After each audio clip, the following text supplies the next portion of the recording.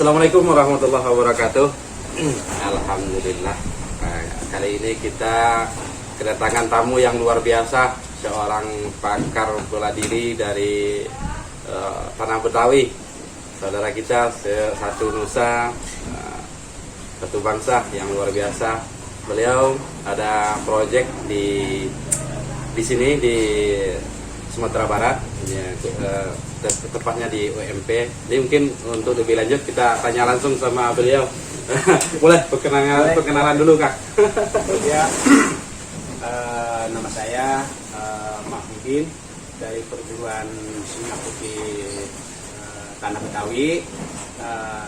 Saya sudah dari tahun 2019 pernah ketemu Buya di Bandung. Pernah ngomong-ngomong, insya Allah kalau ada umur dan kesehatan bisa ketemu. Alhamdulillah di tahun ini saya bisa ketemu Buya di Padang, tepatnya di Kabupaten Solok. Saya mengucapkan alhamdulillah diterima dengan baik di pondok Buya. Terima kasih Buya. Alhamdulillah. Jadi alhamdulillah beliau telah bersedia mampir dan singgah di pondok kami ya di kampung.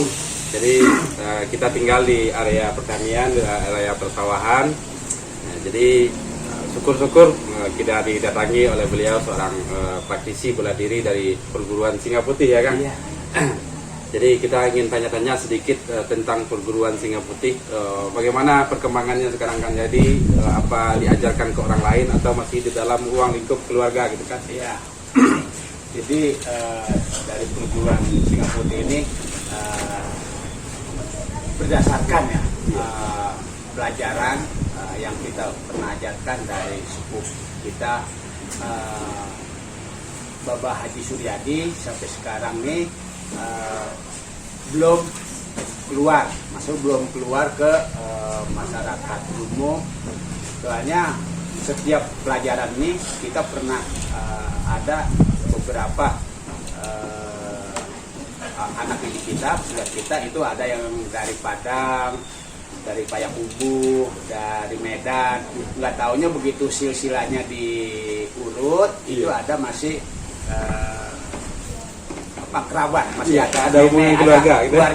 Makanya kadang-kadang saya juga suka kaget kalau Betawi bilang ini kayaknya masih satu tangkre, masih tangkrean, gitu. Masih satu rumpun. Ya, itu di silsilahnya kita tanyain tuh di para pesilatnya, nggak taunya itu masih ada kerabat, masih ada saudara. Berarti ya memang nih kita ini masih ada darah, Indonesia kan gitu ya. Tapi kalau kita coba runtut kembali apa yang akan jelasin barusan gitu kan, ya seolah-olah kita menemukan sebuah keajaiban dalam kehidupan, walaupun awalnya ada dari Payakumbuh, dari Padang yang belajar gitu, tapi ketika diruntut masih ada kaitan kekerabatan saudara. Iya. Tapi itulah luar biasanya silat ya Kang. Jadi bisa menghubungkan berbagai tali persaudaraan yang kenal selama ini kita tidak tahu dia siapa gitu kan. Betul.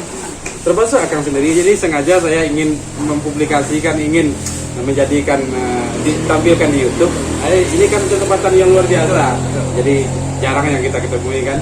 Jadi apa Akang mau singgah mampir di tempat saya itu luar biasa bagi saya gitu kan. Jadi apalagi dapat menimba sedikit pengetahuan dari Akang gitu kan. Iya, memang kayak yang namanya budaya silat itu ada kesamaan dan keserupaan. Iya. Cuma kan aliran itu banyak, tapi kan tergantung kita bagaimana membawa dirinya. Kita sendiri itu dalam budaya silat. Ya istilahnya kan silat ini bukan untuk gagah-gagahan.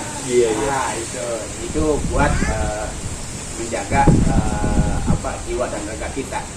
Bukannya menjaga diri. Kalau jaga diri itu kan bisa kita bawa kayu, bisa kita bawa batu, bawa golok, itu namanya jaga diri. Kan gitu. Tapi ini menjaga jiwa raga kita.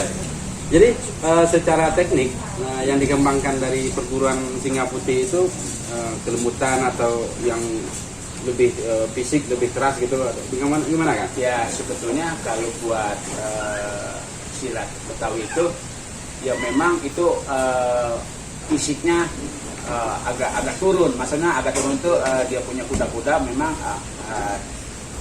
dari tanah itu ya kita itu ada satu tingkat, ada tengah di bawah, tengah, atas. Jadi kalau buat kita pelajaran itu ya kita Betawi itu ada rasa kelembutan di jurus. Jadi kita nggak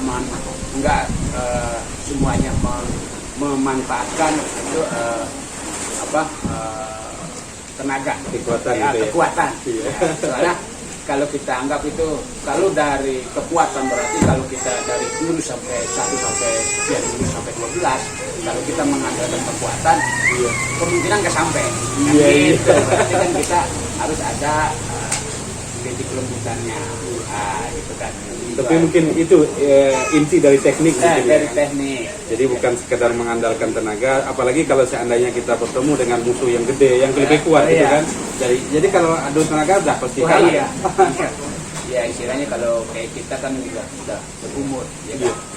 Kita pernah dengar suatu cerita dari tanah Betawi, itu bapak sepuh Bapak Sabenih dari Tenabang, itu umur 82 tahun bisa jatuhin karateka dari Jepang. Itu bisa kita ukur apa perlu pakai tenaga atau dengan kelembutan. Jadi prinsip saya itu pasti pakai kelembutan, bukan pakai tenaga. Gitu. Jadi kita mencoba memahami bahwa kekuatan yang sesungguhnya itu terletak pada kelembutan gitu kan. Kelembutan ya. Jadi bukan dari tenaga. Ya berarti kita kan bisa memanfaatkan tenaga dari lawan. Itu kayaknya sih hampir semua pesilat kayak gitu. Iya. Ya kan Bu ya. Jadi itu pengalaman yang luar biasa kan. Jadi beberapa bulan yang lalu saya dihubungi oleh seseorang guru Aikido yang luar biasa, dan saya bahkan beliau menceritakan bahwa beliau telah mempelajari Aikido selama 30 tahun di Jepang. Tapi ada sisi-sisi lain yang perlu kita gali dari bela diri lain, tentunya silat katanya seperti itu. Jadi inilah yang mungkin kelihatannya keunikannya silat ini ya kan, adalah kaya dengan filosofi seperti itu ya kan. Ya sebetulnya benar kata Buya. Soalnya kan itu kita belajar budaya silat itu kan buat kebugaran kita. Itu nanti olah pemikirannya kan ada di diri kita. Bisa atau tidaknya dari diri kita. Soalnya sebelum kita belajar silat, diri kita itu udah punya silat. Bisa mukul, bisa nendang. Cuman kan belum ada tuntunan dan arahannya. Penataan. Jadi kan kita harus punya guru. Kan, gitu. Untuk membimbing mengikuti penataan gitu. Jadi alhamdulillah Kang, jadi terima kasih sudah mau berbagi dan setelah mau berkunjung. Jadi demikian saudara-saudara, jadi mudah-mudahan apa yang diimpikan, apa tujuan luhur dari silat secara umum, yaitu mempererat tali hubungan silaturahmi apa yang terjadi sekarang. Di mana saya kedatangan tamu yang luar biasa dari Akang. Nama lengkapnya Mahmudin bin Marzuki Kunjang. Mahmudin. Jadi beliau dari perguruan Singa Putih. Alhamdulillah. Jadi ini kesempatan yang luar biasa. Jadi sengaja saya abadikan dan dapat dilihat di channel Bidayah Minang. Terima kasih banyak Kang. Jadi